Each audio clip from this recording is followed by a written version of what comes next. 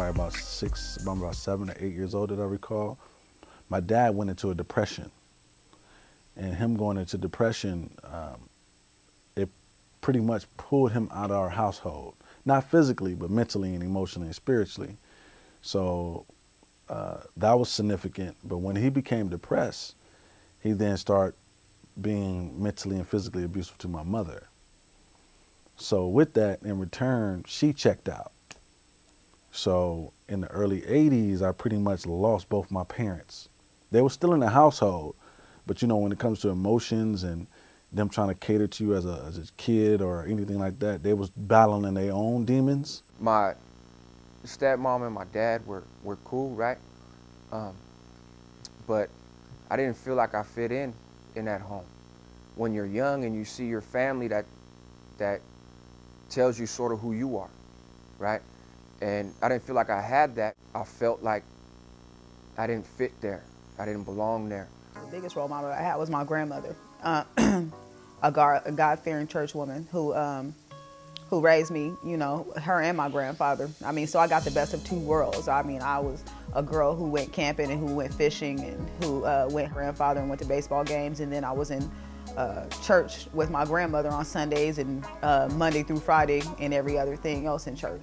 So I think they grounded me spiritually and socially. My brother was in the game before me, and when I got in the dope game, all he did is introduce me to his friends, and they embraced me due to the fact I was my brother's. I was his little brother, period. Now, and embraced us and protected us. Anything happened to him, we willing to kill because that's all we had. All we had was the village. That's all we had was our turf. So in that, I can see that's what the streets did for me. A lot of what my youth was, me running away, petty crimes, you know, stealing and little bit of hustling. But through that, right, I started going to juvenile hall when I'm like 10 and a half. And so I'm meeting people that's up to other things now, you know, and folks that are really running the streets. There's not judgment here. These folks is going through the same kind of stuff that I'm going through. They're smoking weed, they're drinking, they're kicking it, they're gangbanging, they're hustling. So like I said, as a young person looks at their family, it's a model for them of who they are. I'm getting that same input, but it's coming from the block. So I went out there to sell the dope to get the nice shirt, shoes, and a little rayon shirt. At the time, rayons was in. We was, you know, whoop, popping it off. Real, you know, it was going on at that time, you know. So all I wanted was the clothes to get the girls. That's it and that's all. You know, back then you had friends that you want to buy lunch for so you can feel like you're the man, you know? Have money at all times.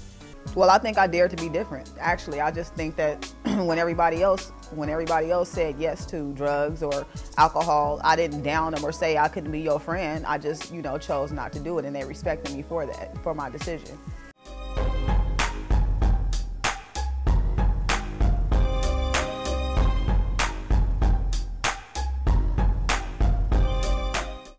So they pull up to the spot and they look over.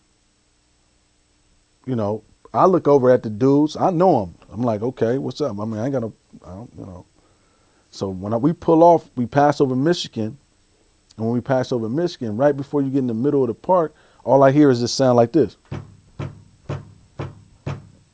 So when I'm hearing that, I turn around. And when I turn around, I get tagged in the face twice. One in my mouth, one under my eye. And then we drive off and they take me home. After they take me home, the bullet was in my lip. The bullet's still in my neck. It's like went through. I got to show y'all some x-rays. Y'all like that, see that? You know, that's how you know God is real.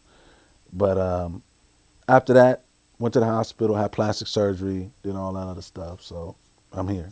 One murder in particular that really affected me was a young man named Roy. He was like a little brother to me. We had grown up together. And he wasn't in a gang. Had kind of that notion of, I'm not going to be a punk. He was also a real good athlete.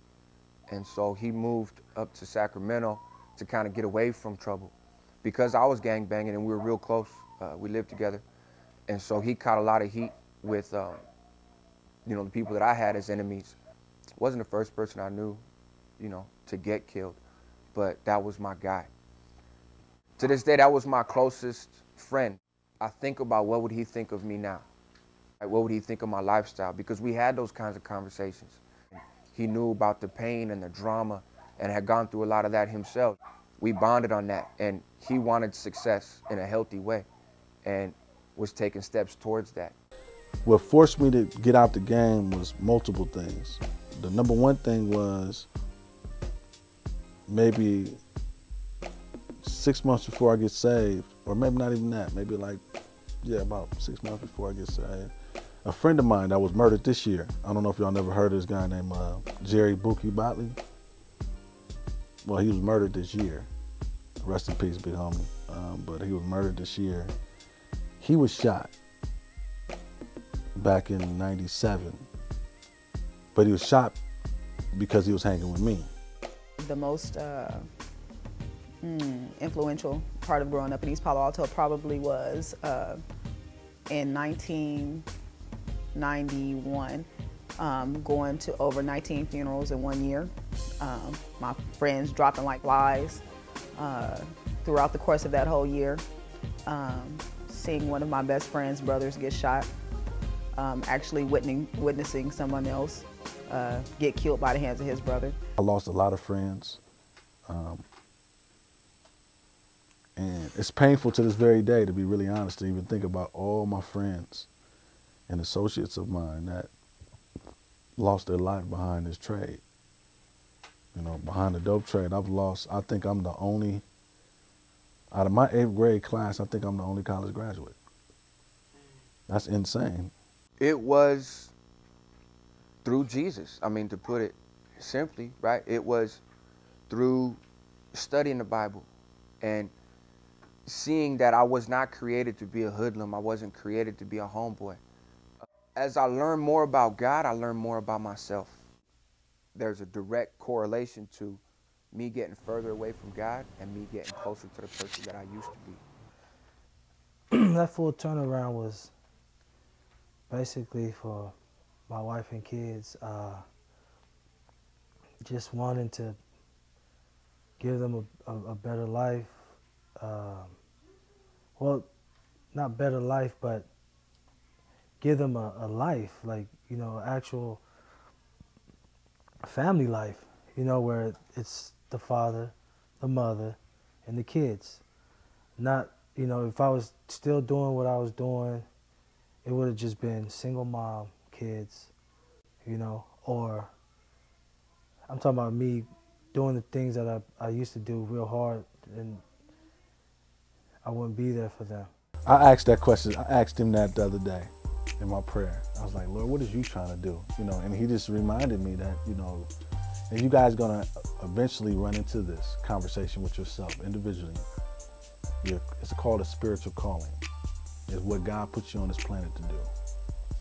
And in that, when you're spiritually called to something, you as an individual are obligated to do it.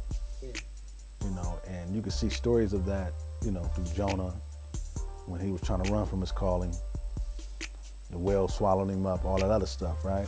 So, yeah, I think he took me through all that to relate to everyone that's sitting in this room and to everybody else that went through same struggles. But he also took me through a process to say, without him, there's nothing. So I can say all that. I can, you know, bust your gun and woo, woo. But the real thing that he want me to say to everybody is, this is how you get healthy. This is how you follow me. This is what he's saying. You set me in your heart. This is how I get you out the streets. There was a poem that I did when I was younger called I Am Somebody. And I can't remember the whole thing, but I just remember that when my daughter was younger, before she went to school every day, I would tell her to get in front of the mirror, and I would say, what do you, I am, and then she said, I am somebody. And so I said, we said it 3 times and we got louder every time. And I said, okay, now we're gonna go to school and have a good day. But I think that was just reassuring her that, you know, whoever or whatever she came or encountered that day. And if whoever tried to break her down or whatever else, she already knew, you know, deep down, and we had already said it to her, and she had it in her psyche that she was somebody and that no one could tell her different. And I'm still not perfect. I'm still not without issues or without mistakes. But I'm living my dream now. I wanted to be married. I wanted to have a kid. I wanted to have a house. I trust God more, and it's been beautiful. I think basically what I did was I did the opposite of what my mother did, and I was in my children's lives, whereas my mother hasn't been in my life, or in and out, I should say. So I think that one thing I did is I committed when I had my first daughter to always be in their lives and be there for them when they needed me. And that's something that she always tells me, like, dude, you gotta think about what you do, because you're not just affecting yourself. Remember, there's me and then there's the kids. So, I mean, that had me really think, like, man, there's nothing in this world that that amounts to my wife and my kids, you know. I have a maker. He for